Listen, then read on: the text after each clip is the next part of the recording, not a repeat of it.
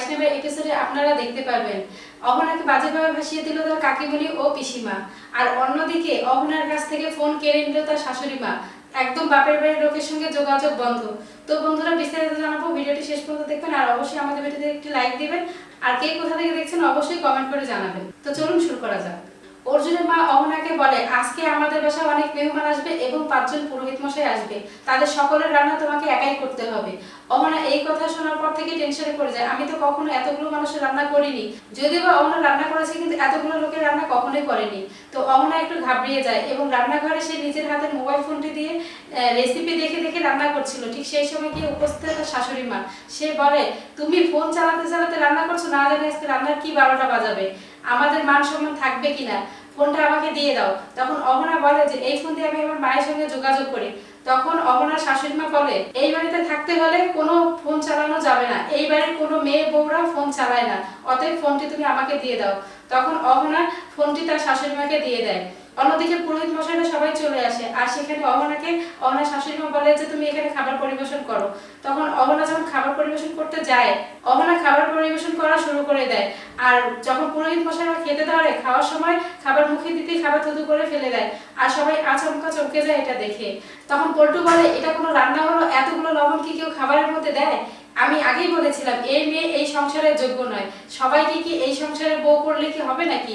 এই মেয়ে চালচলন দেখলেই বোঝা যায় এই কোনো সাংসারিক মেয়ে নয়। তখন অহনা বলে, আমি তো কোনো ভুল করিনি, রান্নায় এতগুলো লবণ তো আমি কখনোই দেইনি, আমি লবণ ঠিক মতোই দিয়েছিলাম। তখন অর্জুন বলে, তুমি কি লবণটা একটু চেখে দেখেছিলে? চেখে দেখলে তো আর আজকে এরকমটা হতো না। আমাদের পরিবারের মান সম্মান সব ধুলোয় মিশিয়ে দিল। পুরোহিত মশাই, আপনারা তো দেখেছেন আমার আর বাকি 3টা বউ রান্না করে খাওয়াই ছিল, কিন্তু এইরকম তো হয়নি। এই মেয়ে আসতে না আসতেই আমার সংসারের মান সম্মান সব ধুলোয় মিশিয়ে দিচ্ছে। কাকে যে কোথা থেকে বউ করে নিয়ে এসেছে আল্লাহ মাবুদ জানে। এই মেয়েকে যে কোন দুর্ভাগ্যে আমি বউ করে নিয়ে এসেছি নিজেও জানি না। তখন অহনা বলে, আমাকে একটি সুযোগ দিন, আমার হাতের খাবার যদি আমি আপনাদেরকে না খাওয়াতে পারি তাহলে এই সংসারে মান সম্মান থাকবে না, আপনারা প্লিজ আমাকে 1 মিনিট সময় দিন।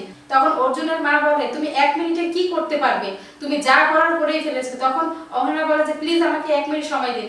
বলে অহনা রান্নাঘরের দিক দৌড়ে চলে যায়, আর সেখানে গিয়ে দেখে আর একটা পাত্রে খাবার রাখা ছিল, সেটা চেখে দেখে ওখানে লবণটা ঠিকই ছিল। তখন অহনা সেই পাত্রটি নিয়ে এসে পুরোহিত মশাইদেরকে সবাইকে খাবার পরিবেশন করে।